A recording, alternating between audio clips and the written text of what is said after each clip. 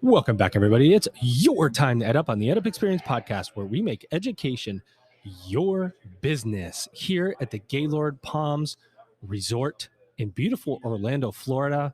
Where are we? We're at Jenzabar Jam 2023. Oh, yeah. And it is fun. There's lots of people talking, exchanging ideas, talking about how to use technology better, and discussing the challenges of higher education today, which there are many. There are many that we're working through as a community. And I've got two amazing people with me to have this conversation today. We're going to have an interesting one that's going to take multiple, it's going to have multiple layers. I can tell you that right now. My guest co-host, first-time guest co-host, here he is. He's Chris Myers. He's product manager at Jenzabar. I appreciate it. I'm glad to be here. Get on the stage, Chris, right now. How are you, man? I'm doing good. It's the start of Jam has gone well. My first session has passed, so my sweating has subsided. And I'm ready. We're ready to have you. We've got a great guest with us today. He's got a lot of responsibility, I should say. He's got a lot of responsibility. Here he is. We're going to bring him in right now. He's Dr. Brian Schmisek. He's Provost and Vice President for Development and Marketing at the University of St. Mary of the Lake. What's going on, Brian? Hey, I love it. I love all these people here, too. It's oh, just so my exciting. God. It's just everybody calm down. They can't stop clapping for you, Brian. Yeah. They're clapping. They have to clap for every resposibility that you have. So we're going to be here for a everything little while. In your email tag. Yeah. Let's level set for the audience. Brian, we'll go to you first. Tell us about St. Mary of the Lake. What does your institution do? Where are you located? Who do you serve? How do you serve them? Yeah, that's a great question. So we are basically a graduate program of theology and ministry. So the Archdiocese of Chicago sends all of its guys there who are going to be ordained priests, but also deacon candidates and then lay people who want to learn about theological ministry preparation and education. Interesting. Yeah, we've got about 1,000 people, English and Spanish speaking. And one of the things that I think was so amazing. You have 1,000 students? Wow. Just under about 1,000 total. Amazing. One of the great things that we appreciated about Jenzabar is that they helped us make a bilingual application. So we have both English and Spanish on our application process because we have hundreds of Spanish-speaking students in our program. Brian, pull that mic just a little bit closer to right. you because we want to make sure we get all of what you got to say in. You bet. Your role has multiple components, as it were, and you don't see those components put together quite in the same way. Provost and VP for development and kind of VP for marketing, even though they smash those up together. Yeah. Those are three very different roles, all coming to you. How is it that you manage that all? Well, I started as provost, and before that I was provost at St. Mary's University of Minnesota. Minnesota. Yeah, that's right. And there, that's how I became familiar with Jenzabar, is that we were contracting with Jenzabar to update our own SIS. And then when I left there and was hired at USML to be the provost there, I was really happy to see that we were already with Jenzabar. We had a Sonus product. And about 4 months after I started, the VP for development position was open. And I was asked to take that on. And I was really happy to do so because what it does is it combines a lot of our fundraising efforts with our academics. And so we're able to raise a lot of money to support the academic enterprise. And then you get marketing along the way too, right? Right. We're about to launch a new website. I was on a meeting this morning about our new website rolling out.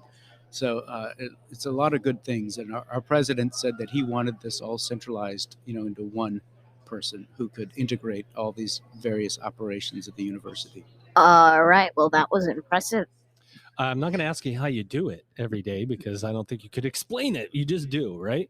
Yeah. Chris, talk about Sonus a little bit. I mean, obviously the product is important to do, but bilingual applications to be able to provide data, to be able to provide information to administrators so that we can serve students in an important and meaningful way. How do you all work together? Yeah, so, Sonus is really designed for small staff sizes, trying to get a lot out of a little, right? And we take things like flexibility in the software really seriously. The multi-language and the multi-application piece have all arrived in the last 5 years to try to meet the needs of our schools, which are in the same boat as a lot of schools are, but face unique challenges that maybe the Ohio State University and the University of North Carolina don't face. So it's all about improving both the onboarding and outboarding process for our schools. And Sonus, that's one of our things. We do have a shared development journey with customers, so they help guide what we do probably more than other products. So that's something that we take a lot of pride in. What's the relationship like, Brian, with you and Jenzabar? How you work together? What you ask for? How often do you get what you're asking for? Yeah, that's a great question. So again, when I started at USML, I had a relationship with his name is Daniel.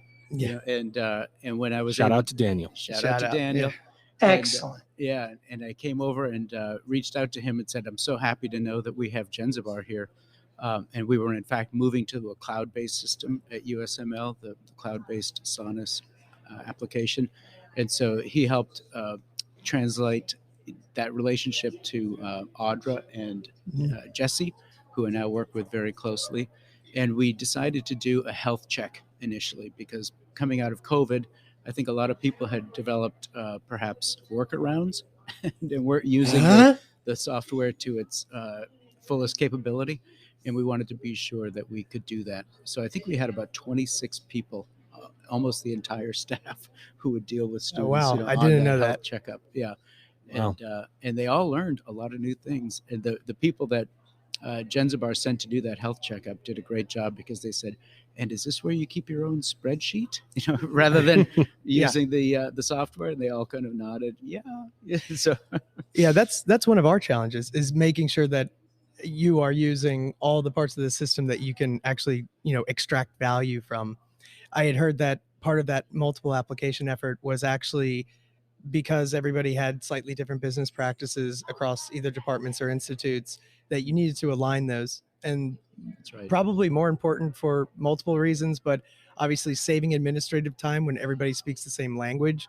But then, the data that you get on the backside of that only makes as much sense if everybody's doing it the exact same way. So if you're going to be, basing your decisions on being data driven, it's hard to do that if everybody's using different fields and some not using, things that you need them to use. So, yeah, that's right. And, I've been at different universities. And one of the things that I said at USML when I started was at every university I've been a part of, we invest a lot in software, but we don't invest as much in training. And we said that we want to develop our staff so that they know how to use the software for which we are paying. We were talking about this on the last episode too. What can happen up front, especially as you move to a new product. So you're in Sonus and you're training staff to use it. If they're in another product as a crossover, or they're in their day-to-day, they don't listen necessarily to the training. And I've been on that side too. I don't listen that closely to the training. And then, a couple months go by and I go, oh, the system doesn't do this. Well, the system does do it. And I missed the training that day because I wasn't listening. And so you miss so much of what those systems can do. And I wanted to say this in the last episode, but the moment passed. These are Sonus and other systems. There's a lot of technology there. It can do almost anything. You just have to know what to ask it for, and you have to commit to following the process to get it. And sometimes we don't want to follow the change process, as it were. Isn't that true? Yeah, that's right. I mean, a friend of mine used to work for Microsoft. And this was 10 years ago or so. And he said that they were doing focus groups on what do you want Windows to do? And he said 95% of what people wanted Windows to do, it already did. We just don't know how to do it. I believe that. And so, and I think it's the same thing with more specialized software like Sonus. We say, oh, I wish it could do this. Well, it probably can. It probably can, but we just don't know how to ask it the right way, right? Well, we all have program fatigue too. I mean, does everybody else feel like your bandwidth is just stretched thin? Ah! That's right. I mean, just every subscription product that you use, it takes up just a little bit more of your bandwidth. And we're human. We have limits.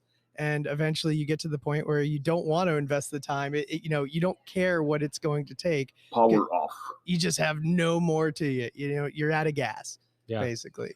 But we know enrollment, especially enrollment right now, because we know higher ed's in a state of change. We have an enrollment cliff coming. This is like a list. There's more students seeking out non-credit The public is saying, do you really need a degree? I'm not sure. Maybe there's not as much value. How do you ROI? How do you calculate it? What is the ROI of a degree? Is it short term? Is it long term? And then, well, we need more students. We have to grow as an institution. As somebody who's overseeing all the departments you are, like marketing, development, and your provost, you have to have the right programming. Enrollment is priority number one.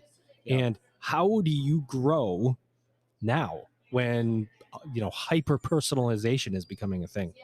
Yeah, I think what you said is right about the programs that we offer. So we're offering new programs that will appeal to people. So for us, we're launching a new Master's in Theological Studies, and so this is for people who always have theological questions, but they're not sure where to go with them. And so we launched this new degree, and we're getting some good feedback on that already. Yeah, love that. Go ahead. Yeah, and I think I've talked to other theological institutions, of which we have quite a few, and I do think that the benefit of your demographic is that at that point in their life, and I know this is true for myself too, but that what drives you is possibly a little bit different That's than right.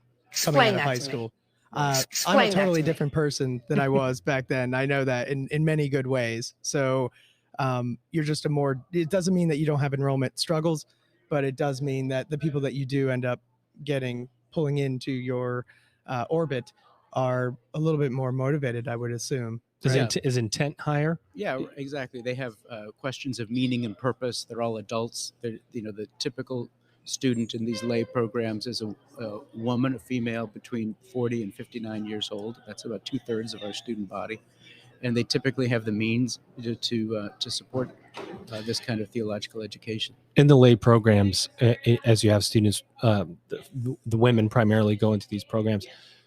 Is achieving a degree I don't know the word. I forget the word I'm looking for, but I didn't remember it in the first place. Achievement based Yeah, it's like a credential journey, right? Versus I'm looking to make more money in my career. This is it's an expansion of learning. I want my knowledge and mind to expand. Is the intent different? Where you're not having the ROI conversation, you're having this deep learning. Yeah, conversation. exactly. You're having the questions of meaning and purpose conversation. They say, I don't just want more information in my bucket. I wonder, and how can I expand my bucket? How can I make my bucket even bigger? And often it's through graduate education. How do you use Sonus? How do you use the product to help you find students or keep students or Yeah, so get donations from students and so on? right. So one of the things that I did when I first started is that we did not have an apply now button on our website. Outrageous. So we made You're not sure alone. we made sure to add that. And then we wanted to Why would you do something a good first step. I mean, come on. Yeah, Who needs it's a that? good first step. And then we wanted to make sure that we had not just PDFs of every application offered, but that we actually moved students directly into Sonus. Because I think, unfortunately, some of the practices we had were fill out this PDF, send it to us or fax it to us or email it to us, and then our staff person will enter the information into Wait a minute. Sonus. Did you say fax? What is that? Go ahead. Yeah. And so, I mean, and I don't want to say that was all common practice, Of but course. those are some of the things that we needed to do. So there was some, what we would call low hanging fruit, to take care of immediately. How does the product, I mean, do you, as you worked with institutions and you assess policy and you assess practice, you go, hey, look, you can't, there's an easier way to do this. Use the product. It can do these things. You can build forms. You can, put your data right in here. Are we still having those conversations away from pen and paper? Yeah, 100%, but it's 100% understandable. I mean, you have people that have been doing their job for a decade or 2 decades, and they know how to do their job, and changing that job takes convincing. It really That's a does. fact. That's a fact. And it can be, you can see the light at the end of the tunnel, and you want to communicate that to them, but there's always going to be those sticking points where once somebody has figured something out, there is this initial energy that's needed to overcome that inertia. That's right. And Yeah. break it. I would totally agree with that. We have really good people who've been doing their job really well for so long, but also we now need to change how we're doing our job. A friend of mine says the map, we need to update our map. Like this road might be closed. There might be a river that's here now that we didn't see before. It's like we're using a map from 1986, but now it's 2023. So we need to update our map and make sure that we still know where we want to go, but now we have a map that's updated and will help us get there. Nailed it. Talk about this for me. Artificial intelligence. How is that on your map at all? A bit, but I think right now, I don't want to say we're taking a wait and see approach, but it's not been a tremendous game changer at this point.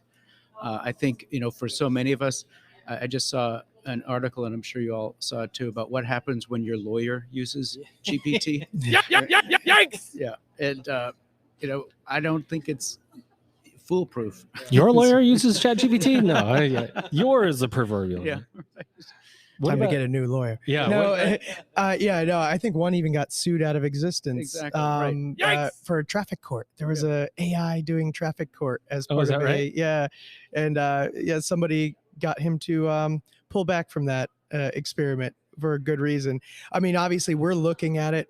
We have to. I have used it. I'm a software engineer as well. Yeah, I bet. I still work on Sonus, and yeah, I mean, I've played around with it to understand it better. I have some understanding of machine learning.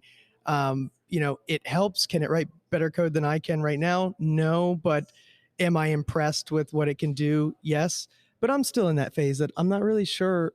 I think, aren't we all? I'm not really sure how it's going to affect. Is it going to be a boom or a bust? I know what the consensus is in my community, but I'm in a wait and see pattern, a holding pattern. Yeah, I think the thing that concerns me a little bit is what I've heard about as hallucinations, from AI, so that it will make up sources and it will make up methods, and that's what's happened to this lawyer. He used AI to help write his case, and it used cases that didn't really exist. They were hallucinations, and the lawyer is getting in trouble. I think he might be disbarred. Yeah, I bet. Don't let it write emails to your boss or wife. Right. Yeah, especially if you aren't looking at them, and if, Yeah. I mean, let's reread our stuff if you're going to use AI. By the way, if you put stuff in there, it like owns it, right? You put IP in there. There's a big IP conversation that's going around Yeah. how people are using it and what happens to that IP. It is a fascinating conversation, one that we'll all have to deal with.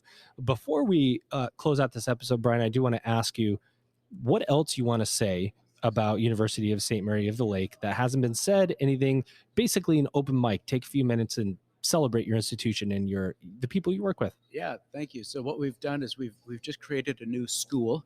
We have what's called a School of Parish Leadership and Evangelization. We had 4 separate institutes. We've combined them into one. We're going to have a greater impact, throughout the United States. Right now, we've been pretty focused on Chicago, but we want to expand that. So we're moving into online. It's going to require a new website, which we're going Smart to be move. launching in the next 30 days. But yeah, there are a lot of good things happening at the University of St. Mary of the Lake. Basically, if Brian is the provost and VP for development and marketing, if there's anybody out there that has any question about higher ed in general or how it operates, you can talk to Brian because he's overseeing every piece of operation at his institution, basically. I appreciate you guys coming on. Chris, let me outro you. Chris Myers, he's product manager at Jenzabar. How'd you feel about your first co-hosting opportunity here? I feel good. Well, you look good, and I mean, you did a Oh. great job. Well, thank you, Joe. Yeah, your beard is, it's a salt and pepper. It's got everything. Why? Are you hitting on me?